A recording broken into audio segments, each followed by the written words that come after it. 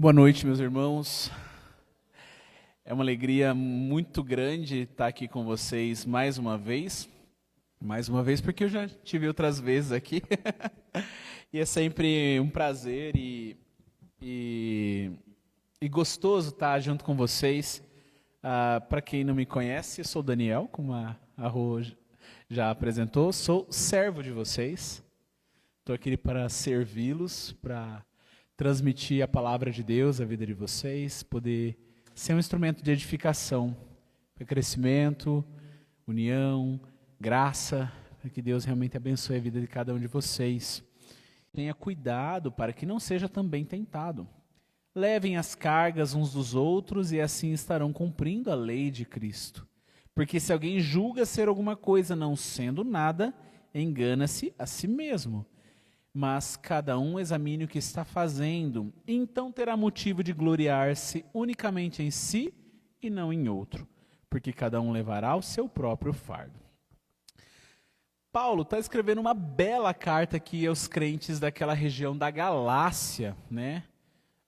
Que hoje compreende a Turquia. Ali no Oriente Médio, ali, na Europa e Oriente Médio, Ásia, tem a Turquia, um país bem grande, e naquela época aquela região se chamava Galácia. E Paulo, então, está escrevendo uma carta muito interessante, praticamente a primeira carta de Paulo, né? Uma das primeiras cartas de Paulo, para uma igreja gentia. Não era uma igreja formada por judeus, era uma igreja formada por pessoas que não eram judeus. Eles eram gregos, romanos, ali, é tudo meio misturado, né?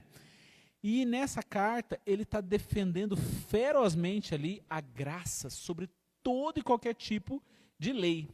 Mas tinha um problema naquela igreja.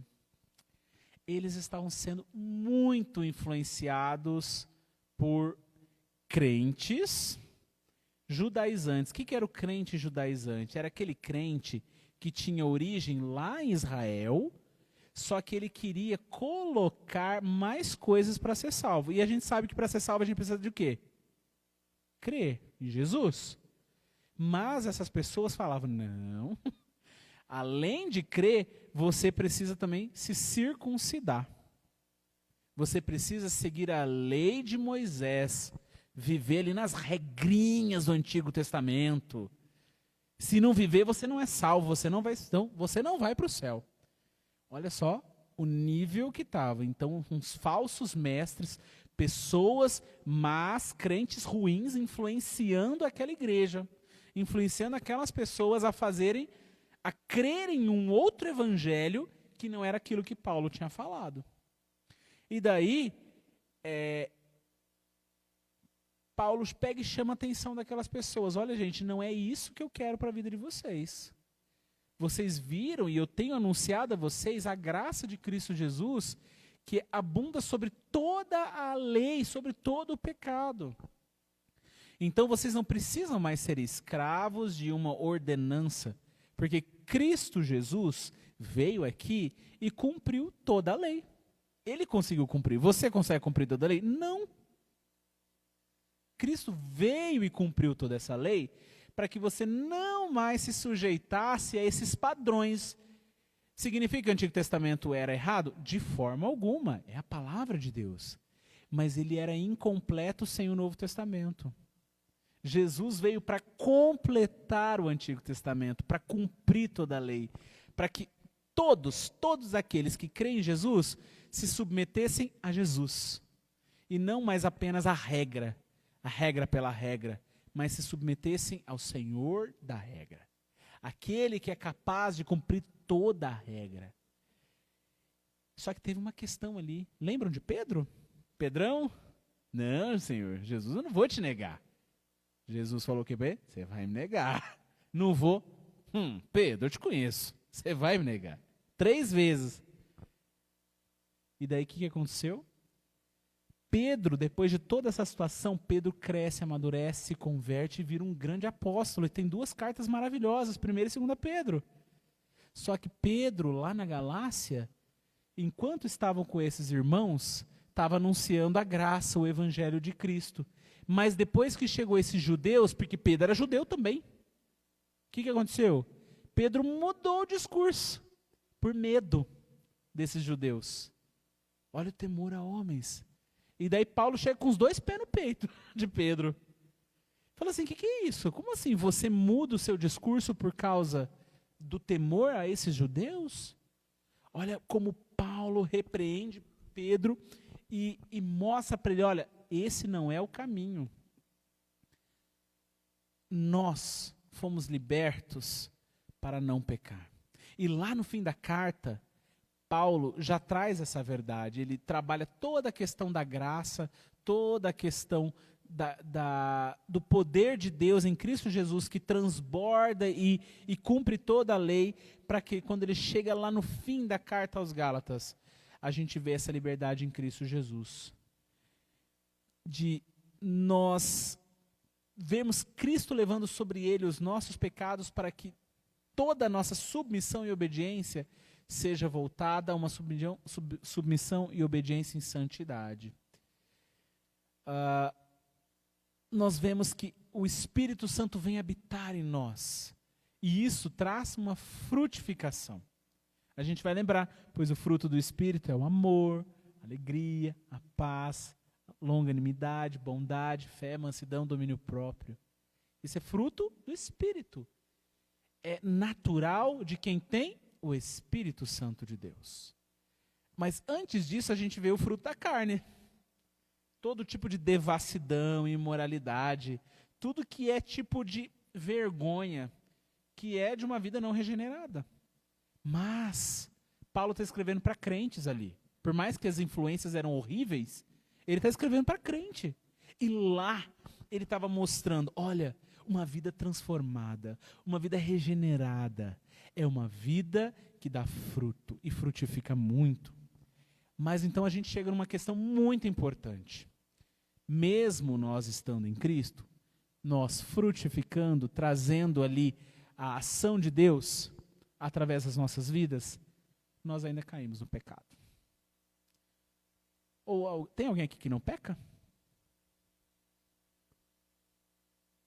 Acho que não, né? Todos nós caímos no pecado. Aí, o que a gente vê? A lei, que é importante, ela é da palavra de Deus, ela nos mostra que nós não conseguimos cumpri-la perfeitamente.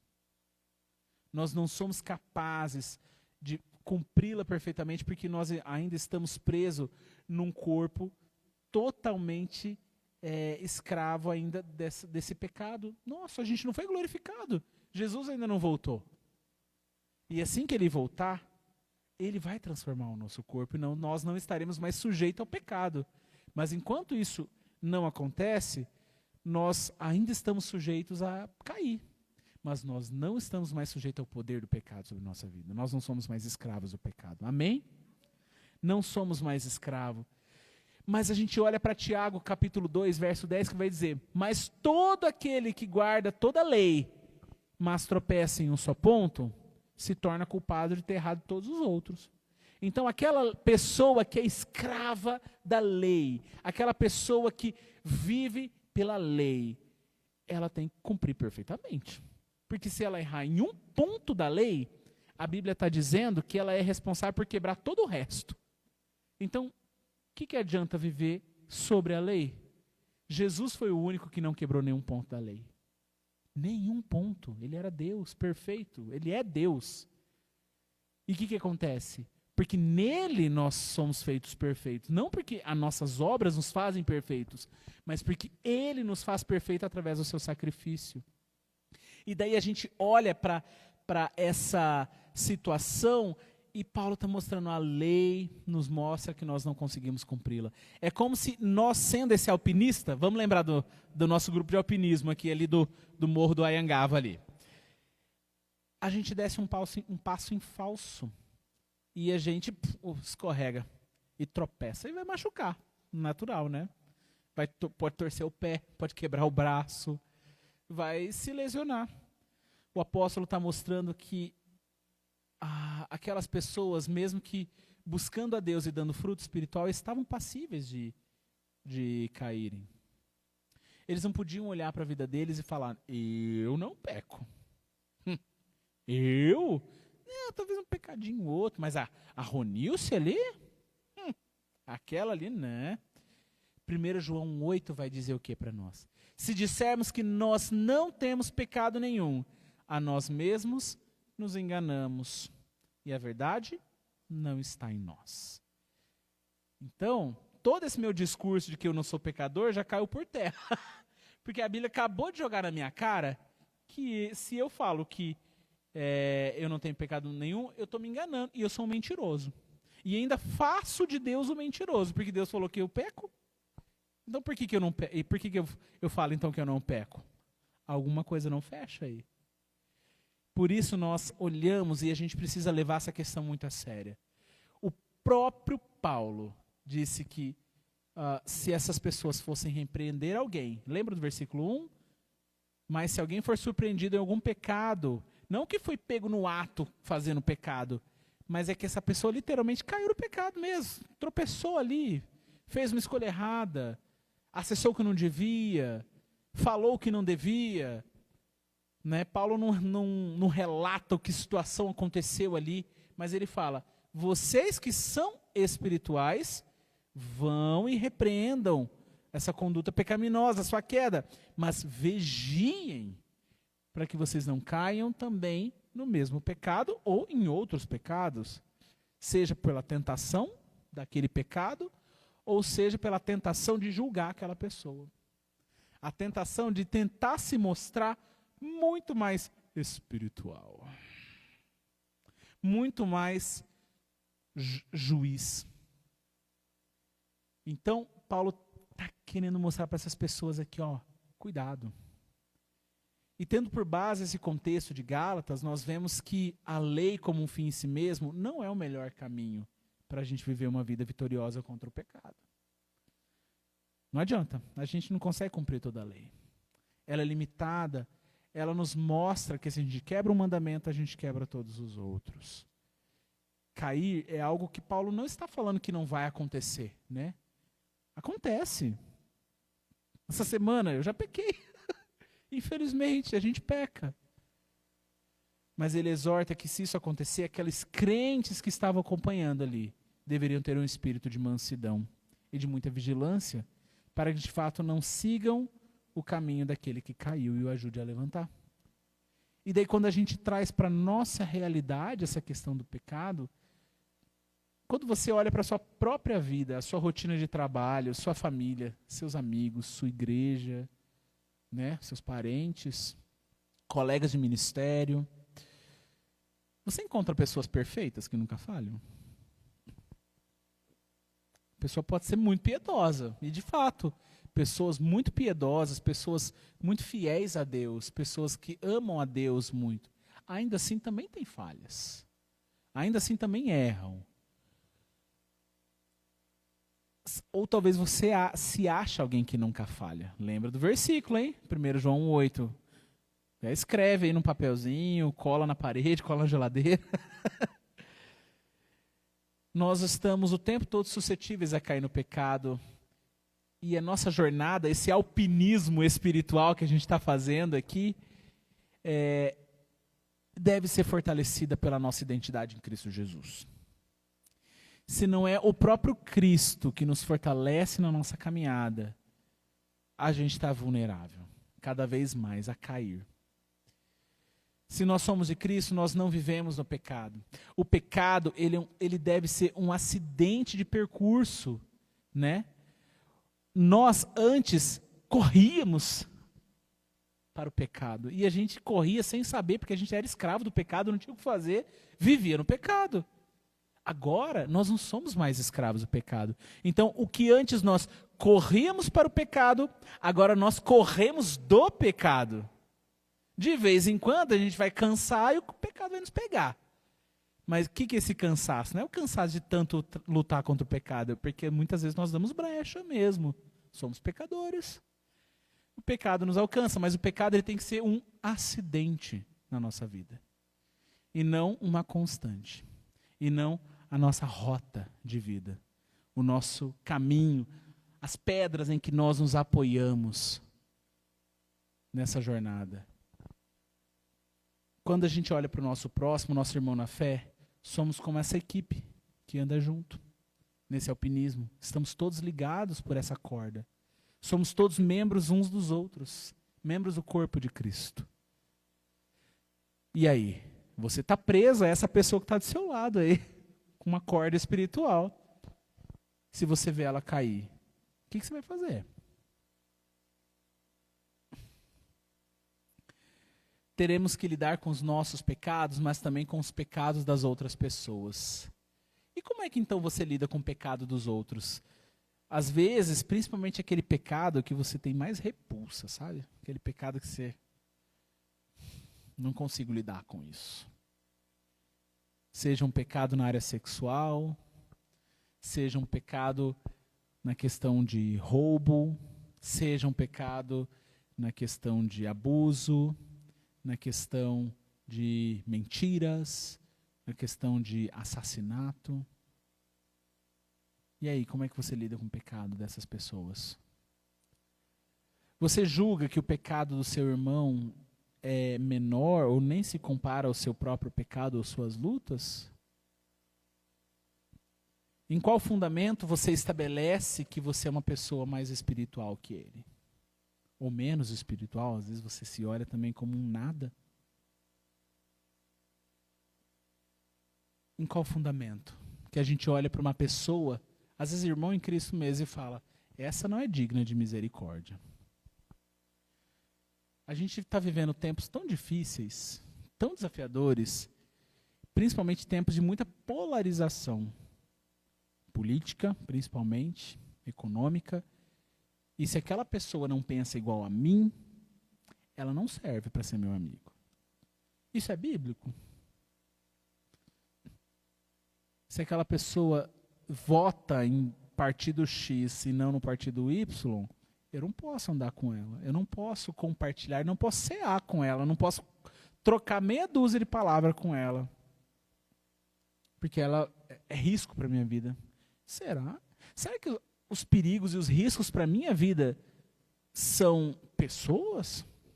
As escolhas políticas? As crenças delas? Ou é o mundo espiritual? A gente acabou de falar da EBD aqui sobre o Espírito Santo, e a gente sabe que a nossa luta não é contra pessoas. A nossa luta é contra o diabo.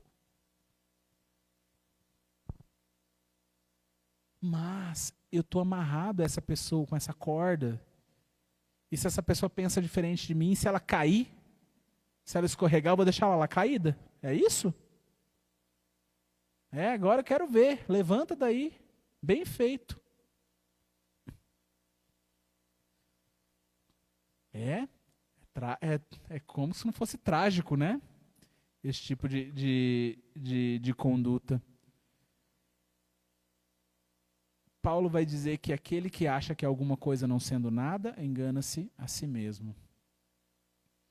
Para Deus não existe gradação de pecado. Existem consequências diferentes. Mas grau de pecaminosidade, não. De fato, a consequência para quem mente é uma coisa. Uma mentirinha. Agora, a consequência para quem rouba é outra. Mas para Deus, é pecado. Ambos são pecado. Então, se você olha nos noticiários, você vê o tempo todo notícias sobre corrupção, pessoas roubando, pessoas matando. E você fala, eu não sou isso não. Mas a sua língua é mais afiada com a faca tramontina. E você acha que isso vai fazer diferença. Não, a fofoquinha ali, não, é um comentário para a gente orar pelo irmão. A gente quer orar, a gente está interessado em cuidar da vida dele. Sei bem que tipo de cuidado é esse.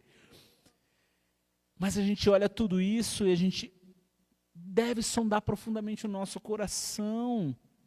Será que eu não sou corrupto nas pequenas coisas? Essa minha pequena corrupção, lá na frente, não pode virar uma grande corrupção? Pois os que são grandes corruptos hoje, começou pequenos corruptos lá atrás.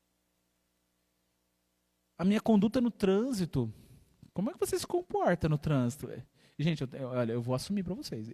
Acho que é uma das minhas maiores lutas, viu? É a paciência. Porque, olha, tem cada abençoado do Senhor no trânsito que, de fato, gente, é difícil. Você tem que se controlar. Todo dia é uma pessoa que não deveria estar fazendo o que faz, né? Que você gostaria que ela estivesse na autoescola, novamente, aprendendo. E é difícil mesmo, gente. Eu sou tão carnal. Mas você tem que procurar, mas o que eu estou fazendo na minha vida? Esse pecado que está me assediando, ele é tão ruim quanto aquela pessoa que está lá roubando milhões. Mas Paulo diz que nós, em Cristo, aqueles que frutificam no Espírito, como diz capítulo 5 de Gálatas, nós somos espirituais. Ali no versículo 1 ele fala, vocês que são espirituais. Ele não está falando vocês são carnais. Porque ele via, sim, pessoas que lutavam contra o pecado.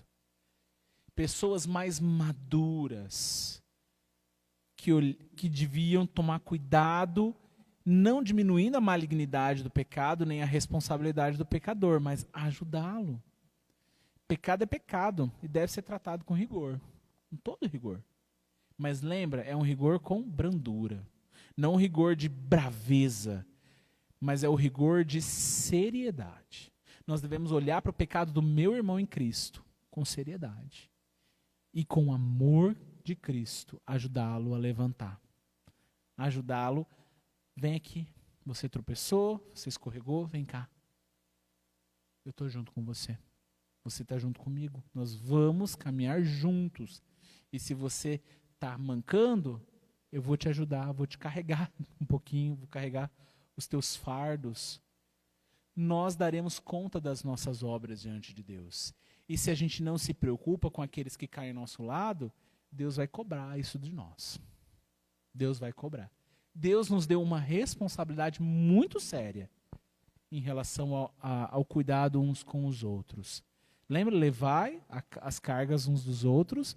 Então a gente vai cumprir a lei de Cristo fazendo isso. Então quando a gente vê que ao mesmo tempo a gente tem a malignidade do pecado e as suas consequências na vida daquela pessoa que caiu, Paulo também vai convocar a restauração daquela pessoa com amor, compaixão e brandura. Paulo não está dizendo que a gente deve fazer vista grossa para o pecado, tá? E infelizmente a gente acaba fazendo muitas vezes, gente. A gente olha para o pecado do irmão e... ele é assim, é do temperamento dele. Não, ele foi criado na família assim, eles já fazem isso há tanto tempo, eles já são assim, o pai dele, a mãe dele é assim. Mas é pecado? Não deixa de ser pecado e eu vou fazer vista grossa para isso? Paulo mostra que, pelo contrário, nós não devemos ser omissos quando há pecado na vida dos nossos irmãos. Porque a omissão também é pecado, gente. Aquele que sabe que deve fazer o bem e não faz, está pecando, comete pecado. Então, eu sei que eu devo corrigi-lo, ajudá-lo, exortá-lo, e eu não faço, eu estou pecando. Mas isso não deve ser motivo para eu agir de forma estúpida, de uma forma grosseira, sem amor, de uma forma egoísta, pensando só em mim, ou me achando o mais espiritual. Paulo chama aqueles irmãos a levarem as cargas uns dos outros para cumprir a lei de Cristo. Mas que cargas são essas? São as tentações, as lutas pelas quais essas pessoas estavam passando. Aqueles irmãos foram encorajados a suportarem as tristezas, as dificuldades uns dos outros, olhando para o outro e vendo aquela dificuldade e falando, vem cá, peraí, tamo junto. Você não vai passar por essa sozinho. Você não vai conseguir passar por essa sozinho. Vem cá, deixa eu te abraçar, deixa eu te ajudar. Não, muitas vezes, porque eles sofressem de modo igual, porque às vezes eram sofrimentos diferentes, mas porque eles consideravam essas pessoas. E Paulo está falando, olha, vocês que são maduros, espirituais, olhem para essas pessoas que estão ao seu lado, que estão amarradas nessas cordas, nesse alpinismo espiritual. Elas muitas vezes não têm a mesma maturidade que vocês. Então, vocês que são espirituais, ajudem-nas. A maturidade espiritual era evidenciada por uma frutificação saudável e contínua no espírito.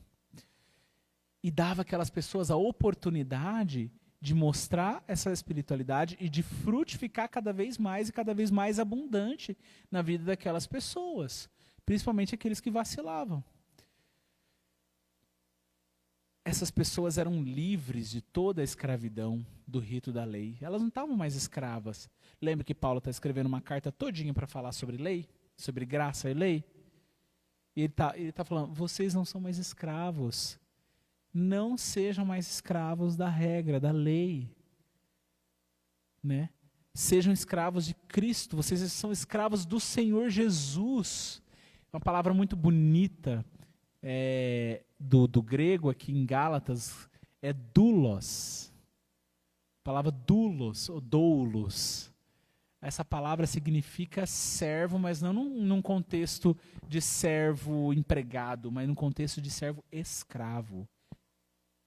Era aquele servo mais baixo que tinha, o servo mais, digamos, entre aspas, tá, gente? Ralé.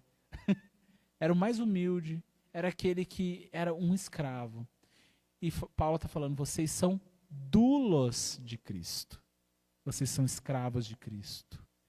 João 8,36 diz que se o Filho os libertar, verdadeiramente vocês serão livres. Então, ser escravo de Cristo é ser livre. Livre mesmo, gente. Não livre para pecar, mas livre para não pecar. Porque aquele que é escravo do pecado não consegue não pecar. Aquele que é escravo do diabo não consegue dizer não para o pecado, não consegue dizer não para o mal. Mas nós que somos escravos de Cristo, conseguimos. Nós temos liberdade para dizer não. Amém? Nós temos liberdade para dizer não para o pecado. Eles não eram livres para pecar, mas eram livres para viver suas responsabilidades e compromissos, principalmente com a santidade e a glória de Deus. Assim como nós somos livres para vivermos a santidade e a glória de Deus. E essa liberdade é que vai impactar o mundo. A lei de Cristo exigia compromissos que eram exatamente os mesmos que a lei de Moisés no Antigo Testamento exigia. Tinha muitas regras parecidas ali. É como se a gente pegasse a Constituição brasileira e a Constituição da Argentina. Vão ter leis iguais. Não pode matar. Tem que pagar o imposto, né? Você tem que honrar o seu país. Você precisa pagar certinho as suas contas. Você tem certinho ali as constituições que são iguais. Mas isso não significa que nós, como brasileiros, nós somos sujeitos à lei argentina. Estando aqui no Brasil. Se a gente está na Argentina, a gente é sujeito à lei deles. Mas se a gente está no Brasil, por mais que a lei deles é igual à nossa, ainda assim nossa sujeição é a lei do nosso país. Paulo está mostrando a mesma coisa, falando assim, Cristo exige de nós certos comportamentos e comprometimentos que a lei de Moisés também exigia. Mas não significa que vocês estão sujeitos à lei de Moisés. Vocês estão sujeitos à lei de Cristo. E um desses compromissos era a compaixão com aqueles que caem. Também tinha, Moisés também, Deus era muito claro falando a respeito de resgatar e ajudar aqueles que estavam em situação de vulnerabilidade. E Cristo o tempo todo prega a compaixão, prega a graça e o auxílio àqueles que caem, que estão debaixo de muitas lutas, de muitas quedas. Os que estavam sob a lei executavam essa compaixão, mas muitas vezes eles faziam isso apenas de forma externa. Lembra dos fariseus? Que faziam toda aquela estardalhaço para que as pessoas pudessem notar a sua espiritualidade, mas eles não estavam nem aí para de fato o coração estar dobrado a Cristo. Eles não estavam. Eles odiavam a Jesus, na verdade. Porque Jesus expunha o pecado deles. Quando a gente olha para aquele episódio do fariseu e do publicano, que Jesus conta a parábola, né? O fariseu chega lá, ó Senhor, eu te louvo, porque eu não sou assim, eu não sou assado, eu pago meus impostos, eu oro, eu faço. E o publicano, que é o cobrador de impostos, né? Que ele era odiado, gente, pelo povo judeu. Porque ele era um judeu que cobrava imposto pro Império Romano, que era o império opressor. Então, imagine quanto ele era amado. E esse cobrador de impostos chegou diante de Deus: Senhor, tem misericórdia de mim, eu sou um pecador. Humildade. O fariseu era aquele que tinha compaixão, mas externa. Paulo convoca os irmãos a dedicarem uma compaixão de forma interna, mas que isso transbordasse para o externo num comportamento de auxílio. Mas que isso nascesse do coração. Eles deveriam examinar o próprio coração e se gloriarem de não serem vistos fazendo o bem para glória e louvor próprio, mas para estarem comprometidos com o bem do próximo, para a glória de Deus. Deveriam se orgulhar de ver Deus transformando aquela pessoa caída, resgatando o caído. Porque Cristo é o maior interessado na restauração dessas pessoas. E se a gente olha para a nossa vida hoje, e para esse testemunho dos Gálatas, fazendo essa comparação, será que a gente tem de fato um interesse humilde nas pessoas que estão ao nosso redor? Vamos olhar para aquela pessoa caída do nosso lado. Às vezes pensa diferente de nós, vota diferente de nós, gosta de coisas que a gente não gosta. E ela caiu. E nós somos espirituais, nós somos maduros por causa de Cristo. Não por causa das minhas obras, mas é por causa daquilo que Cristo fez. E se eu olho para ela, eu vou olhar e vou ficar assim. Eu mandei. Eu te avisei. Não. O nosso interesse é aquele que a gente tem que pegar e vem cá. O interesse humilde, o interesse amoroso na vida dessas pessoas, na restauração dessas pessoas. O nosso maior desejo é ver os que caíram sendo envergonhados, porque, gente, muitas vezes a gente vê irmãos em Cristo, que a gente às vezes até tem uma rixa, quando vê caindo no pecado, a gente às vezes não vai rir, mas por dentro a gente está mostrando um orgulho terrível, que eu não faço isso que ela fez. Ficamos tristes quando alguém cai? Ou por dentro a gente sorri? A compaixão que nós recebemos de Cristo, nós devemos retribuir essa mesma compaixão, esse mesmo cuidado, esse mesmo amor pelos nossos irmãos caídos. Cristo nos resgatou quando nós estávamos totalmente caídos. Você era cego, você estava morto, você estava enlameado pelo seu pecado. Se não fosse o Espírito Santo vir, abrir o teu coração e te convencer, você não estaria aqui. Então o que te diferencia daquela pessoa caída é a graça. É a graça que ela precisa. Quando um alpinista escorrega, todos os outros presos a ele vão sentir a queda. Se ele está amarrado, principalmente se ele está subindo uma montanha muito íngreme, que precisa de boa estrutura de segurança. Então, se ele escorrega, todos sentem e vão sofrer. E pode até derrubar outros que não estão bem firmes, que não estão bem seguros. Cristo nos resgatou, nos acolheu com amor, para que nós sentíssemos esse baque e também, de forma amorosa, trouxéssemos a pessoa para estabilidade ali, para a rocha. Quando um nosso irmão cai, nós o ajudamos, pois nós sentimos a sua dor e estamos comprometidos com o nosso alvo, que é o céu. Assim como o alpinista está comprometido com o topo da montanha, nosso topo da montanha é o céu. E esse é o nosso maior compromisso. Somos livres em Cristo Jesus, não estamos mais debaixo da lei. Não estamos mais sujeitos ao pecado ou à lei mosaica, mas à lei de Cristo que derrama graça sobre nós, nos acolhe, nos transforma, nos encoraja a prosseguir. O nosso maior orgulho deve ser fazer a vontade de Deus e não fazer a minha própria vontade. Nós sabemos que temos um fardo que a gente precisa carregar, pois nós somos homens e mulheres de Deus e precisamos considerar que Deus quer nos usar para ajudar a carregar os fardos dos outros também. Então, se você tem um fardo, lembra que você tem outros fardos que você tem que ajudar a carregar. Aquela velho provérbio, cada um por si, Deus por todos, não é bíblico, tá? Deus é por todos, mas é cada um pelo outro. Isso é vida cristã. Então, se eu vejo um irmão sofrendo, carregando fardo, eu preciso ajudá-lo a carregar o fardo dele também. Se eu sou mais espiritual que ele, como a Bíblia está dizendo. Ajudar as pessoas que caem não significa tirar a responsabilidade delas, tá? Você, sendo um crente fiel, você não está tirando a responsabilidade dela. Você precisa, de fato, mostrar a responsabilidade dela. Mas você está mostrando graça, misericórdia, disposição.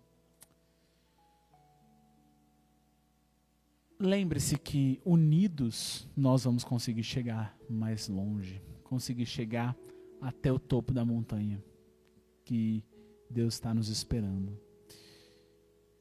Quero que você feche os seus olhos agora.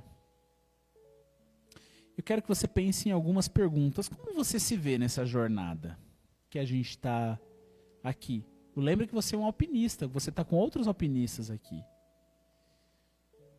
Você se vê como alguém caído, que optou pelo prazer do pecado e não pelo prazer de Deus? Pensa aí. Talvez aquele pecado que você cometeu essa semana passada, e que você ainda não confessou a Jesus. Você se vê como aquele que está caído, mas não se importa com o seu estado? Tudo bem, eu sou assim mesmo e eu vou continuar vivendo. Não tem jeito para mim. Ou você se vê como alguém que se alegra com a queda e até sorri querendo que essa pessoa caia mais, se afunde mais no pecado? Ou você se vê como alguém que se acha melhor do que aqueles que caem? Ou talvez você se vê como alguém que se compadece, entende que não há como o corpo de Cristo prosseguir sem que todos estão juntos. Qual que é a resposta que você está dando aí? É difícil, né? Muitas vezes a gente olha para as nossas dificuldades e vê a dificuldade do nosso irmão. E a gente não quer, porque a gente tem tanta dificuldade na nossa vida e a gente deixa ele. Mas Cristo nos convida a olharmos para o nosso irmão que caiu e amarmos a ele. Se você deseja mudar esse tipo de pensamento, de não se importar tanto para alguém que de fato ama,